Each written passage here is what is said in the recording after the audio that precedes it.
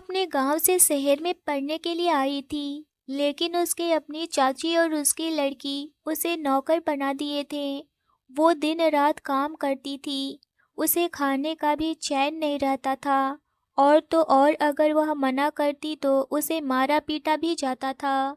तभी एक दिन उसके चाचा का बड़ा लड़का आया और बोला, आप लोग इस लड़की के साथ ऐसा क्यों करते हैं? मैं ऐसा बिल्कुल होने नहीं दूंगा। यह सुनकर के उसकी माँ कहने लगी, तुम मेरे बेटे हो और बेटे की तरह ही रहो। मैं तुम्हें इस घर का मालिक नहीं बनाया है। इतना कहकर के उस लड़की को चूल्हे की आग से जलाने लगे। तभी वो लड़का उस लड़की का हाथ खींचते हुए बोला, ये मेरी पत्नी है, इसे कोई भी हाथ नहीं लगाएगा। और उसको वहाँ से लेकर लंदन चला गया। घर के सारे लोग उसे पूरी रसोई की नौकरानी बना दिए थे। तमन्ना अपने चाचा के घर शहर में पढ़ने के लिए आई थी, मगर वह यहाँ आकर कामों में फंस गई थी। तमन्ना, जल्दी जाओ और नाजिया के लिए नाश्ता बनाओ, वह बच्ची अब उठने वाली है। मुमताज ने चेहरे पर झूठी मुस्कान लाते हुए बोली। उनकी बातों को सुनकर के तमन्ना बोली, पर चाची मेरी क्लास है। मुमताज कहने लगी, अरे तो क्या हुआ, क्लास कहीं भागा थोड़ी जा रहा है। अगर तुम्हें कुछ मिनट की देरी हो जाएगी तो कोई सामत नहीं आ जाएगी। जाओ पहले बच्ची का नाश्ता बनाओ। मुमताज की जेठानी नगमा ने फौरन से अपने देवरानी की साथ दी। जी बड़ी चाची, वह धीमी आवाज में बोली और अपने नाश्ते की प्लेट को वहीं छोड़कर उठ गई। उसके दोनों चाचा वहीं पर बैठे हुए थे, लेकिन उनमें से किसी की भी हिम्मत नहीं हुई कि वह उसे रोक करके कह दे कि वह कम से कम अपना नाश्ता तो पूरा कर ले। तमन्ना ने जल्दी से नाश्ता बना करके टेबल पर रख दी। उसने टाइम देखा तो क्लास शुरू होने में सिर्फ 2 मिनट ही बाकी थे। उसने एक निराश नज़र अपने खाने की प्लेट पर डाली, फिर वह अपना बैग उठाकर घर से बाहर निकल गई। रिक्शा लेकर जब वह कॉलेज पहुंची तो उसे फिर भी 15 मिनट की देर हो चुकी थी। क्लास में जाते ही सर ने उसे खूब डांटा, जिसे वह अपने आंसू छुपाती हुई चुपचाप से जाकर के अपने दोस्त के पास बैठ गई।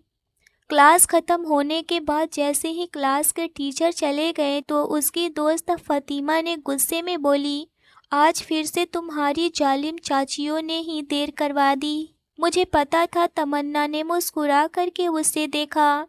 वह ना बोलना चाहती थी पर ऐसा नहीं कर पाई, क्योंकि फ़ातिमा उसके बारे में सब कुछ जानती थी। वह बोली, तुम अपनी माँ पापा से क्यों नहीं बता देती इन सब के बारे में? तमन्ना बोली, छोड़ो फ़ातिमा, मम्मी ने बड़ी मुश्किल से बाबा से परमिशन दिलवाई थी कि मैं शहर आकर के पढ़ सकूं, और वह भी सिर्फ इस शर्त पर कि मैं चाचू के घर पर ही रहूंगी। अगर मैं मना कर देती तो बाबा मुझे कभी यहाँ नहीं भेजते। अगर वह यह सब जान जाएंगे तो वह लोग और भी ज़्यादा परेशान हो जाएंगे और मुझे यहाँ से लेकर चले जाएंगे। और मैं यह नहीं चाहती, मैं यहाँ पढ़ना चाहती हूँ। मैं उन्हें कोई टेंशन नहीं देना चाहती। यह सुनकर के फ़ातिमा ने नाराज़गी से सर हिलाई और बोली, तुम्हारे माँ बाबा गांव से जो इतना सामान भेजते हैं वह सब भी तुम्हारी दोनों चाचियाँ और उनके बच्चे हड़प ले जाते हैं ना? और सारे घर का काम सिर्फ तुमसे ही करवाते हैं। यह तो गलत है।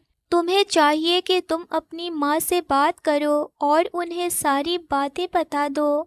फ़ातिमा भी अपनी जगह बिल्कुल सही थी। वह कोशिश कर रही थी कि तमन्ना को समझाने के लिए। तमन्ना चुप रही। तभी मैम क्लास में आ गई तो दोनों उनकी तरफ ध्यान देने लगी। तमन्ना को बचपन से ही पढ़ने का बहुत शौक था। वह तेज तर्रार थी, लेकिन उसके गांव में सिर्फ 11 तक ही पढ़ाई की व्यवस्था थी। आगे की पढ़ाई के लिए यूनिवर्सिटी के लिए शहर जाना था, जो वो शहर आ चुकी थी। अपने बाबा साहब से जिद करके। वह थोड़े सख्त मिजाज के आदमी थे। जब तमन्ना ने आगे पढ़ने की परमिशन मांगी तो पहले उसके बाबा साहब साफ मना कर दिए। पर जब उसकी माँ रजिया बानो ने उन्हें मनाने की कोशिश की तो वह बोले कि अगर यह अपने चाचा के घर जाकर रह सकती है तभी आगे पढ़ पाएगी, वरना मैं इसे किसी हॉस्टल में नहीं भेजूंगा।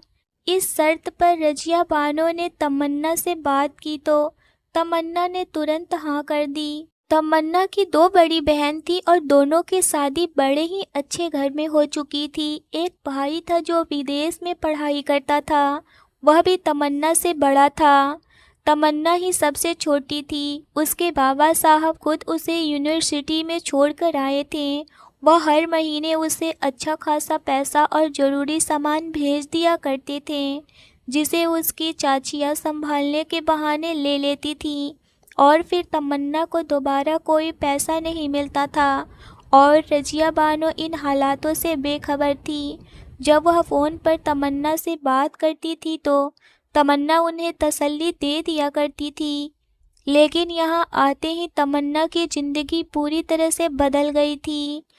उसे बहुत अच्छा खाना बनाना आता था। पहले दिन उसने जो खाना बनाया तो सभी ने उसकी बहुत तारीफ़ की, जिससे कि वह बहुत खुश हो गई। मगर एक दिन खाना बना करके क्या खिला दी, अब तो रोज का ही हो गया। बस इसके बाद उसकी बड़ी चाची ने खाना बनाने की जिम्मेदारी उसी पर डाल दी। तमन्ना के बाबा साहेब की बहुत बड़े खेत खलिहान और ज़मीन जायदाद थे और वह अपने खेतों और अपने ज़मीनों को छोड़ करके शहर नहीं जाना चाहते थे। इसी वजह से वह शहर से दूर गांव में ही रहते थे और उनके दोनों भाई नौकरी करते थे, जिस वजह से उन्हें शहर में ही रहना था और वो शहर में ही रहने के आदी हो गए। उनके पूरे परिवार भी शहर में ही रहने लगे। तुम इस घर के मेंबर हो तो कुछ जिम्मेदारियां तुम्हें भी संभालनी होगी, इसीलिए आज से तुम सबके लिए तीनों वक्त का खाना बनाया करो। बड़ी चाची के यह शब्द सुनकर के तमन्ना बस हाँ में सर हिलाने के अलावा और कुछ नहीं कह पाई। घर में दो चाचा थे। पहले चाचा के दो बच्चे थे। सबसे बड़ा था आदि, जिसका तमन्ना ने सिर्फ नाम ही सुन रखा था। वह विदेश रहता था और अपना बिजनेस करता था। उसके बाद उसकी बहन थी रानी और दूसरी चाची की दो बेटियां नाजिया और तानिया थी और एक लड़का अली था।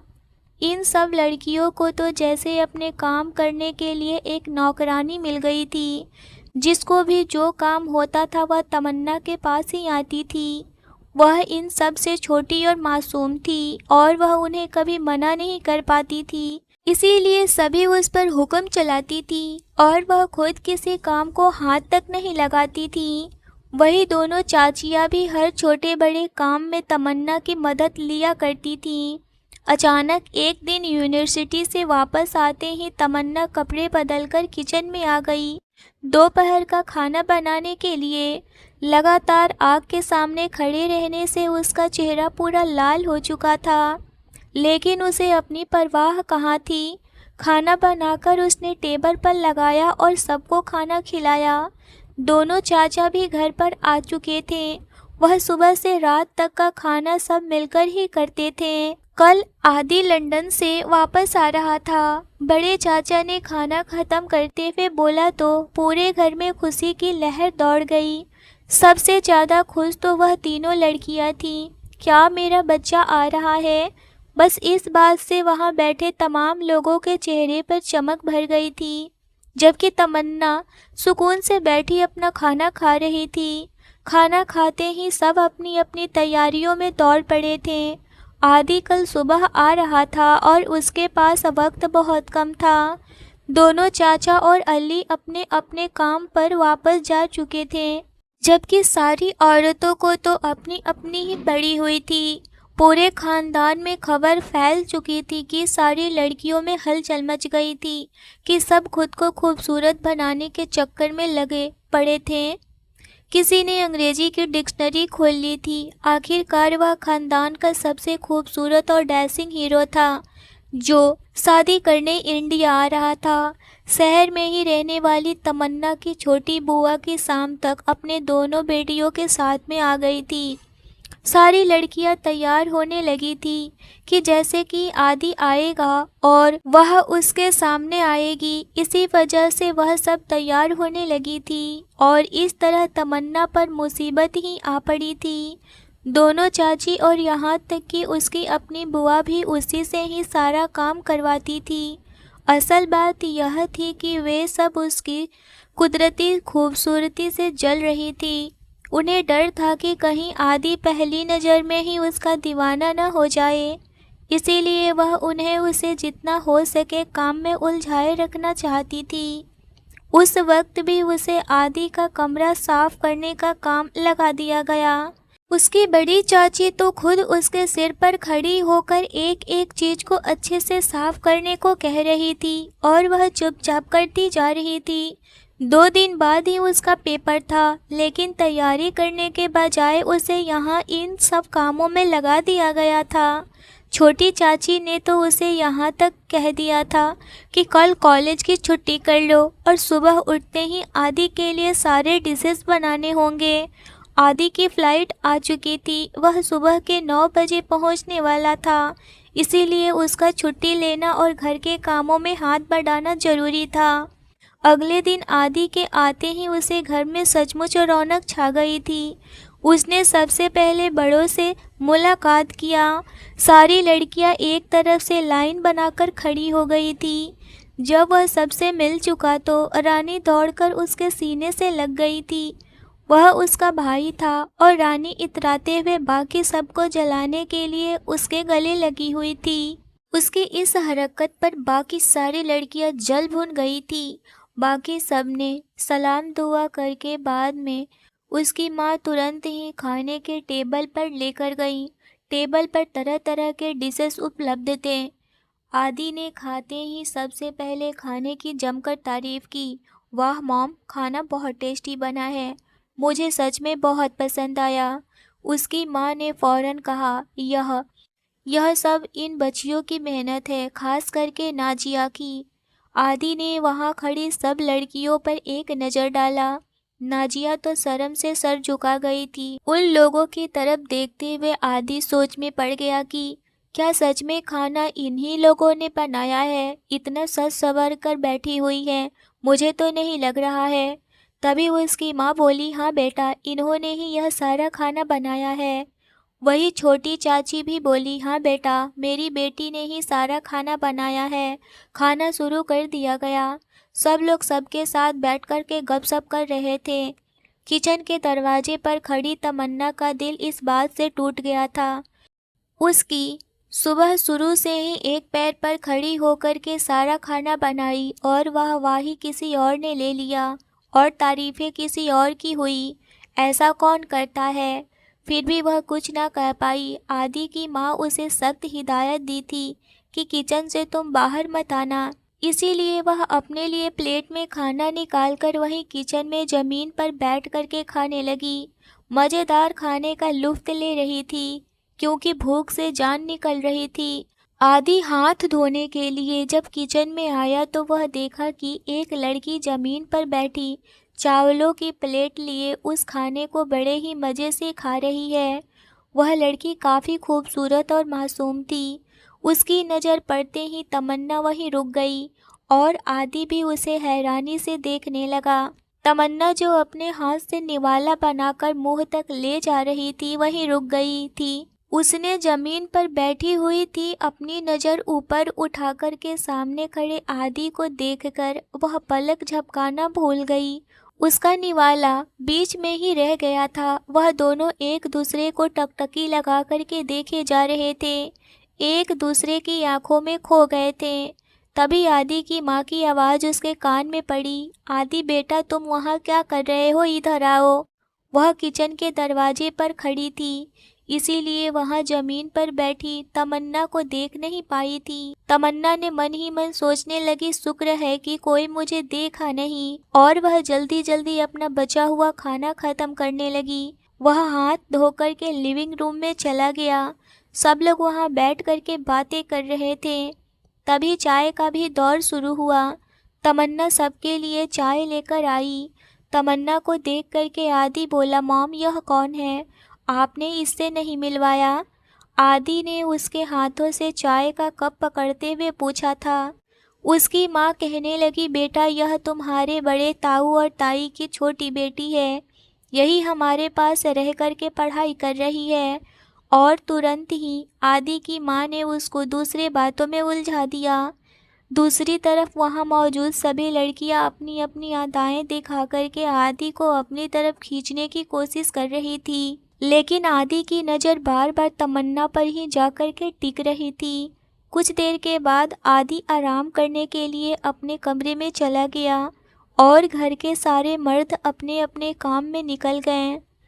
लड़कियां एक साथ एक कमरे में बैठ कर के बातें करने लगी कि कैसे आदि जब फ्री हो जाएगा तो उससे बात करेंगे, क्या करेंगे, उसके साथ यहाँ घूमने जाएंगे, उससे ऐसी बातें करेंगे। तभी बड़ी चाची ने तमन्ना को गुस्से भरी नज़रों से घूरा था। उन्होंने बोला, घर के पीछे के हिस्से में जाकर के नौकरानी के साथ में सारे कपड़े धो डालो। देखो अब तुमने छुट्टी कर ही ली है तो थोड़ा घर के काम में हाथ बटा दो। आदि की माँ यह कह कर के चली गई। तमन्ना आंसू पीती हुई अपने काम में लग गई। कड़ाके की सर्दी का मौसम था, वह सुबह से लगी पड़ी थी कपड़े धोने में और शाम हो चुकी थी। उसके आधे से ज़्यादा कपड़े गीले हो चुके थे। वह खुद पूरी तरह से भीग चुकी थी। वह ठंड से कांप रही थी। शाम का अंधेरा हर तरफ फैल रहा था और मौसम में भी तेज ठंड बढ़ रही थी। नौकरानी को भी उसकी छोटी चाची मुमताज दूसरे काम में लगा चुकी थी। उसे सुना बैक वार्ड में वह अकेले कपड़े धोए जा रही थी। तभी अचानक से उसे लगा कि उसके पीछे कोई है। इससे पहले कि वह चीखती चिल्लाती किसी ने उसके मुंह पर हाथ रखा और उसे दीवार से लगा लिया। यह सब काम तुम क्यों कर रही हो? उसके मुंह पर हाथ रखते हुए आदि ने उसके कान के पास सरगोशी करते हुए पूछा। तमन्ना का दिल तेजी से धड़क रहा था। किसी मर्द के अपने इतने नज़दीकी को मौजूद कर वह पहली बार उसे पूरी तरह से कांपने पर मजबूर कर दिया था। वह उसे चुप देख करके बोला, बोलो जवाब दो। तमन्ना के कान को छूते हुए ये बात बोला, जिससे वह और ज़्यादा डर करके कांपने लगी। वह तो लंदन के बड़े से शहर से वापस आया था। वहाँ तो यह सब कुछ टचिंग वगैरह नॉर्मल था, मगर यहाँ तो यह सब नॉर्मल नहीं था ना। तमन्ना की तो जान ही निकल रही थी। मुंह पर उसका हाथ होने की वजह से उसकी आवाज़ भी नहीं निकल पा रही थी। यह देखकर आदि बोला, ओहो सॉरी। उसने तुरंत उसके मुंह से हाथ हटा लिया। तेजी से बोला, बोलो क्या हुआ? तमन्ना को देखने लगा, जो रुकी हुई सांसों को ठीक करने की कोशिश करने लगी थी। वह तेज तेज लंबी लंबी सांसें ले रही थी। आदि ने दिलचस्पी से यह नज़ारा देखा था। ठंडी हवा चल रही थी। जबरदस्त ठंड से तमन्ना और ज़्यादा कांपने लगी। यह देख कर के वह बोला, चलो यहाँ से, कितना ठंड है यहाँ, और तुम ऐसे ही यहाँ खड़ी हो, काम किए जा रही हो। आदि ने उसका हाथ पकड़ा और उसे खींचने लगा। वह बोली, नहीं, मुझे कपड़े धोने हैं। तमन्ना ने उसे अपना हाथ छुड़ाते हुए कांपती आवाज़ में बोली। उसकी नज़र जहाँ अभी भी कपड़ा पड़ा हुआ था वहाँ गई। आदि बोला, अरे छोड़ो, यह सब तो नौकरानी भी कर सकती है, चलो। आदि उसे खींचते हुए लिविंग रूम में लेकर आया था। वहाँ पर सारे लोग बैठे हुए गपशप कर रहे थे। यह देख कर के आदि को बड़ा ही गुस्सा आया। वह बोला, यहाँ आप सब लोग मज़े कर रहे हैं और यह लड़की उतना कपड़े धोए जा रही है। बाकी सारी लड़कियाँ सिर्फ मुझे दिखाने के लिए थी। यह सज संवर कर मेरे लिए हैं। मैं उन्हें पसंद कर लूँगा। ऐसे मैं बिल्कुल नहीं करूँगा। जो लड़की कोई काम न करे वह किस काम की है? उन लड़कियों में मुझे कोई भी लड़कियां पसंद नहीं है। मुझे सिर्फ और सिर्फ तमन्ना पसंद है। क्या आप लोगों को मंजूर है? इसीलिए मुझे बुलाए थे ना, मैं भी आ गया हूँ। यह सुनकर के सब हक्के बक्के होकर के आदि को देख रहे थे। एक नज़र ठंड में सिकुड़ती हुई कांपती हुई तमन्ना को देखे और बोले, तमन्ना जाओ अपने कमरे में और कपड़े बदल लो। तुम्हें ठंड लग जाएगी। यह बातें सिर्फ और सिर्फ आदि को सुनाने के लिए था। तमन्ना एक नज़र आदि को देखी और आदि भी उसे देखा और नज़रों के इशारे से जाने को बोला। उसके दोनों चाचा एक दूसरे को देखे और इशारे इशारे में कुछ तो बातें किए। दोनों चाचियाँ और उनकी लड़कियाँ गुस्से से भर उठी थी। यह आज की लड़की आई और मेरे ही बेटे को, मैंने इसीलिए उसको दूर रखा था, लेकिन पता नहीं कैसे अभी वह इतना एक दूसरे से बातें कर ही रही थी कि आदि आया और कहने लगा, अब मैं इस घर में आया हूँ तो हर जगह मेरी नज़र चल ही जाएगी। आप लोग कितना कुछ मुझसे छुपाएंगे। यह कहते हुए वह अपने कमरे की तरफ जाने लगा। तभी नाजिया उसके पीछे पीछे गई और कहने लगी, क्या मैं आपके लिए चाय कॉफ़ी बनाकर लाऊं? आदि उसके तरफ घुमा और कहने लगा, ओ नाइस, बट कॉफ़ी बनाने आती है तुम्हें? नाजिया बड़े ही इतराते हुए बोली, हाँ आदि, मुझे सब आता है। तुम बताओ क्या खाना है? वह बोला, अच्छा जाओ, मेरे लिए सिर्फ पोहा बना कर लाओ। ये इंडिया में ही मिलता है पोहा, मुझे पोहा खाना है और मेरा मन भी है। यह सुनते ही नाजिया के तो चेहरे का रंग ही उड़ गया। उसे पोहा तो क्या, उसको पोहा का प भी नहीं पता था। पोहा बनाना किस चीज़ से है? वह कुछ सोची और बोली, ठीक है, मैं अभी बनाकर लाती हूँ। और दौड़ते हुए अपनी माँ के पास गई और कहने लगी, माँ मुझे पोहा बनाने बताइए ना, कैसे बनेगा? यह सुनकर नाजिया की माँ कहने लगी, अरे नाजिया, तुम्हें क्या हो गया है? तुम क्यों पोहा बनाने की जिद कर रही हो? वह तमन्ना है, उसको बोल दो, नौकरानी है, उसको बोल दो। तुम क्यों खामखा परेशान हो रही हो? नाजिया इतराते हुए बोली, वह माँ, पोहा आदि को खाना है। उसकी माँ यह सुनी तो कहने लगी, तुम जाओ किचन में, मैं तमन्ना को भेजती हूँ। बस तुम उसके साथ किचन में खड़ी रहना, ताकि कोई देखे तो लगे कि तुम ही पोहा बनाया, और वह तुम ले जाकर के आदि को दे देना। इससे आदि भी खुश हो जाएगा। यह तो अच्छा मौका है उसे खुश करने का। इतना कहकर दोनों माँ बेटी अपने काम में लग गईं। उधर तमन्ना अपने कपड़े बदल चुकी थी। वह ठंड से पूरी तरह कांप रही थी, अपने बेड में दुबकी हुई थी। तभी मुमताज उसके पास आई और कहने लगी, बहुत हो गया आराम, थोड़ा पोहा बना दो, मेरी बेटी को खाने का मन कर रहा है। यह सुनकर के तमन्ना को बहुत ज़्यादा गुस्सा आ रहा था और रोना भी, मगर वह दोनों अपने अंदर लिए हुए खा गई और कांपते हुए बेड से उठी और पोहा बनाने चली गई। वहीं जब किचन में गई तो नाजिया उसके पास ही खड़ी थी। कहने लगी, प्लीज़ तमन्ना, मुझे पोहा बनाने बताओ ना, कैसे बनेगा? तमन्ना चुपचाप से पोहा बनाना स्टार्ट कर दी।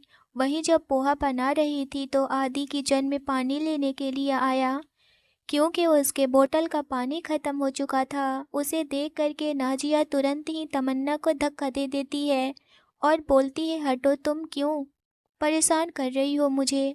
मुझे पोहा बनाने दो। और वह तेज़ आवाज़ में बोली ताकि आदि सुने और वह देखे कि नाजिया उसके लिए खुद ही पोहा बना रही है। आदि बोतल में पानी लिया और अपने कमरे में चुपचाप से चला गया। वह देखा भी नहीं। वहीं उसके जाने के बाद में नाजिया वहां से हट गई और बोली, सॉरी तमन्ना, मुझे माफ़ करना। तमन्ना को समझते देर न लगी कि यह सिर्फ आदि को दिखाने के लिए ही था, और यह पोहा भी यह नाजिया नहीं खाएगी, बल्कि पोहा आदि के लिए है। वह बहुत ही खूबसूरती से पोहा को बनाई। उसे धक्का देने की वजह से तमन्ना का हाथ जल गया था। नाजिया तुरंत पोहा लेकर के आदि के कमरे में चली गई और बोली, यह लो तुम्हारे लिए पोहा, और खाकर बताओ कि कैसा बना है। आदि ने जैसे ही वह पोहा खाया, वह अजीब सा मुंह बनाते हुए बोला, बहुत गंदा लग रहा है, तुम्हें पोहा बनाने नहीं आता, एकदम से खराब है। यह ले जाओ इस पोहे को और डस्टबिन में फेंक दो, मुझे नहीं खाना है। मगर पोहा में कोई बुराई नहीं था, वह बहुत ही टेस्टी बना था, लेकिन वह तो जानबूझ करके बोल रहा था। तभी नाजिया गुस्से में बोली, ऐसे कैसे हो सकता है? पोहा तो बहुत सुंदर बनना चाहिए, क्योंकि मैं तो पोहा बनाई नहीं, तमन्ना बनाई थी। फिर तमन्ना के हाथों में तो जादू है, फिर कैसे खराब हो सकता है? यह सुनते ही आदि ठहाके लगाकर हंस पड़ा और बोला, मैं तो तुम्हारे मुंह से यही सुनना चाहता था। सच्चाई, इसी वजह से मैंने ऐसा बोला। पोहा में कोई भी बुराई नहीं है, वह बहुत ही स्वादिष्ट है। लेकिन तुम्हारी सच्चाई सामने आ गई, दफ़ा हो जाओ मेरी नज़रों के सामने से। तुम जैसी झूठी लड़की से मुझे कोई भी वास्ता नहीं रखना। इतना सुनते ही नाजिया पैर पटकते हुए उसके कमरे से बाहर चली गई और अपने माँ के पास रोने का नाटक करते हुए, इतराते हुए सारी बातें बताने लगी। मुमताज़ यह सुनकर हैरान हो गई और बोली, यह आदि का बच्चा बहुत परेशान कर रहा है। आखिर वह चाहता क्या है? मैं अभी उसकी खबर लेती हूँ। इतना कहकर के वह अभी अपने कमरे से उसके कमरे में जाने ही वाली थी कि देखी कि आदि अपने कमरे से उठकर पोहा की प्लेट हाथ में लिए हुए तमन्ना के कमरे में गया। जब वह देखी तो हैरान हो गई। तमन्ना बेड पर बैठी रो रही थी। उसके हाथ काफ़ी जल चुके थे। यह देख कर के आदि हैरान हो गया और बोला, क्या हुआ तमन्ना, तुम रो क्यों रही हो? तभी उसकी नज़र तमन्ना के हाथ पर गया और बोला, यह क्या हुआ?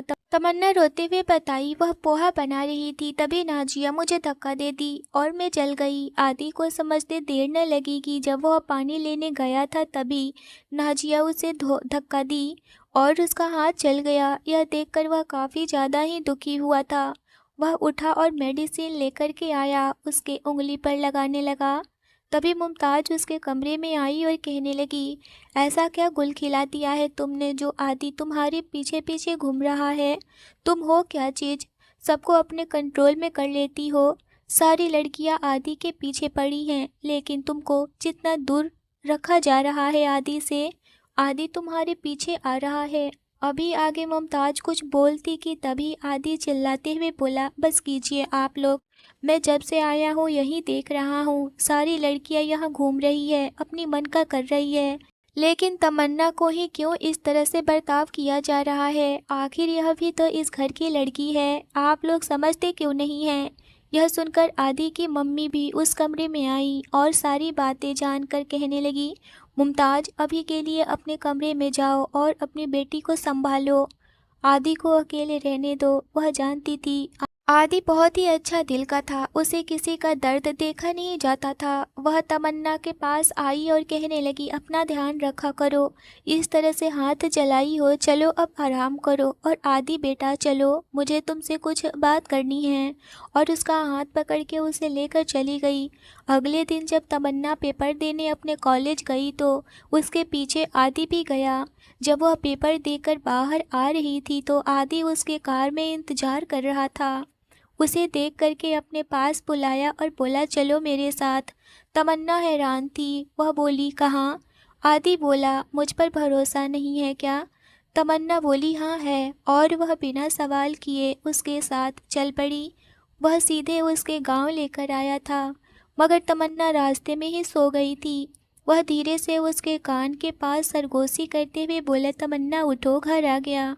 तमन्ना झट से अपनी आंखें खोली और देखी, यह तो उसका गांव था। उसके सामने घर। उसकी माँ रजिया बानो उसको देखी तो गले लग गई और बोली, कितने दिनों बाद मुलाकात हो रही है मेरी बेटी से, और अपने सीने से लगा ली। आदि भी काफ़ी दिनों के बाद अपनी बड़ी ताई और ताऊ से मिला था तो वह भी इमोशनल हो गया। बाबा साहेब कितने सालों के बाद में आदि को देखे, वह तो पहचान ही नहीं पाई। यह उनका आदि है। पूछने लगे, क्या करते हो? आदि बोला, लंदन में मेरा खुद का बिजनेस है और मैं कुछ ही दिनों में वापस भी चला जाऊंगा, लेकिन मैं आपसे कुछ मांगना चाहता हूँ, क्या आप मुझे देंगे? रजिया बानो और बाबा साहेब दोनों हैरान हो गए और कहने लगे, ऐसा क्या चीज़ है जो मांग सकते हो, मांगो, देने लायक होगा तो जरूर हम देंगे। आदि मुस्कुराते हुए बोला, आप दे सकते हैं क्या? आप मेरी और तमन्ना की शादी करवा सकते हैं। मैं तमन्ना को पसंद करता हूँ, मैं उससे शादी करना चाहता हूँ।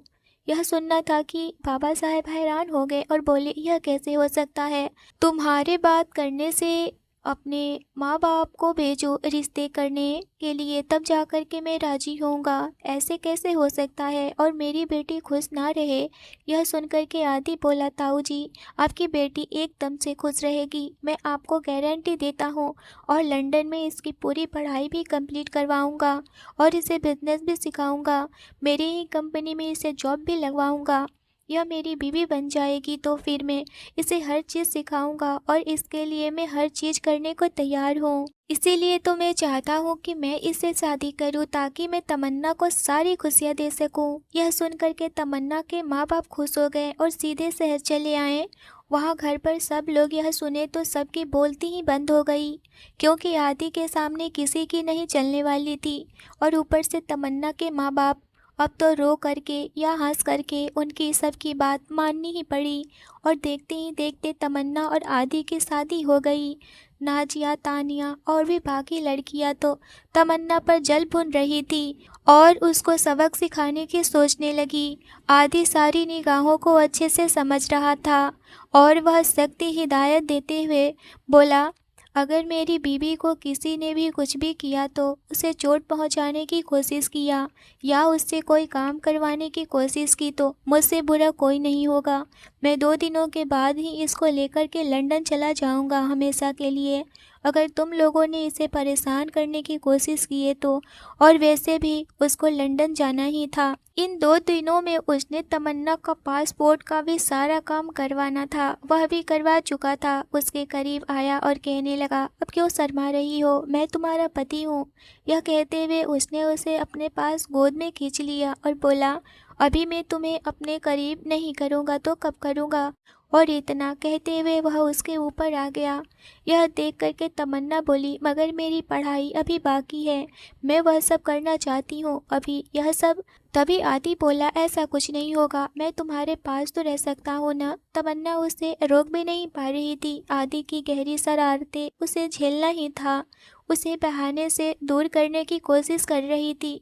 वह दोनों लंदन आने की तैयारी करने लगे तो आदि ने उसकी जान छोड़ी थी और बोला, अब तो हम ऐसे रोज ही पास पास रहेंगे और इसमें तुम रोक भी नहीं सकती हो मुझे। और वह खुद को इतना कहकर खुश कर रहा था, आखिर उस पर तरस खाकर पीछे हो गया। वही सब सोचते हुए वह बेड औंधी मुंह पड़ गई थी। देखते ही देखते वह दोनों लंदन में पहुंच चुके थे। यह दिन भी गुजर गया। तमन्ना अपनी ज़िंदगी में पहली बार फ्लाइट में बैठी हुई थी और उसका दिल घबरा रहा था। आदि ने अपनी पकड़ से उसको महफूज रखा था। यहाँ पे वह उसे छेड़ने से बाज नहीं आ रहा था। तमन्ना उसकी खुली बातों पर शर्म से लाल होती हुई थी। आखिरकार सो गई थी। वह उसे लिए अपने लंदन के घर में गया। वह घर बहुत ज़्यादा ही खूबसूरत था। उसे देखकर तमन्ना बहुत खुश हुई थी और कहने लगी, क्या यह तुम्हारा है?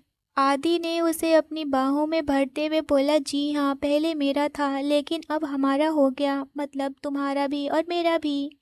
यह सुनते ही वह शर्म से लाल हो गई थी। वहीं दूसरी तरफ नाजिया तो दिल में तड़प लिए हुए बैठी थी कि आखिर आदि उसके साथ क्यों शादी कर लिया, मुझसे क्यों नहीं। वह पूरे घर में तहलका मचाए हुए थी। उसको सारे लोग समझाए जा रहे थे कि आदि से भी अच्छा लड़का तुमसे शादी करा दिया जाएगा, मगर वह कहाँ मानने वाली थी। वह बस जिद पर अड़ी थी, मुझे आदि ही चाहिए। वही आदि की माँ चिल्लाते हुए बोली, मेरी बहू आ चुकी है और अब तुम उसकी दूसरी पत्नी तो बन नहीं सकती हो। वह तमन्ना को बहुत मोहब्बत करता है, छोड़ दो उसे, उन दोनों को अपनी ज़िंदगी जीने दो। खुदा के लिए उन्हें चैन सुकून की ज़िंदगी जीने दो। वह दोनों वहाँ खुश हैं। क्या चाहती हो कि मेरा बेटा मेरे पास भी ना आए? और अगर ऐसा हुआ तो मैं ज़िंदगी भर तुम्हारा चेहरा तक नहीं देखूंगी। इतना कहकर वह अपने कमरे में चली गई। वही नाजिया की माँ उसके जिद पर उसे एक थप्पड़ लगाई और कहने लगी, मुझे समझ नहीं आता है कि उसकी शादी हो गई है और अब भी जिद कर रही हो तुम। वह तमन्ना का है, सिर्फ और सिर्फ तमन्ना का। वही तमन्ना और आदि अपनी ज़िंदगी में आगे बढ़ गए और वो दोनों बहुत खुशी से अपनी ज़िंदगी गुजारने लगे। वही तमन्ना इन सारी चीज़ों से मुक्ति भी मिल गई थी उसे। आज अपनी पढ़ाई भी कंप्लीट कर चुकी थी और आदि के साथ उसके बिजनेस में कदम से कदम मिलाकर उसका साथ भी दे रही थी। वहीं कुछ दिनों में ही नाजिया का भी शादी हो गया और वह भी अपनी ज़िंदगी में खुश हो गई थी, आदि को भूल चुकी थी। तो उम्मीद करती हूँ कि यह स्टोरी आपको पसंद आई होगी। तो एक लाइक ज़रूर करें। यहाँ तक आ ही गए हैं तो सब्सक्राइब भी कर लीजिए और बेल आइकन पर प्रेस कर दीजिए ताकि हमारी आने वाली नई स्टोरी की नोटिफिकेशन आपको मिल जाए। धन्यवाद।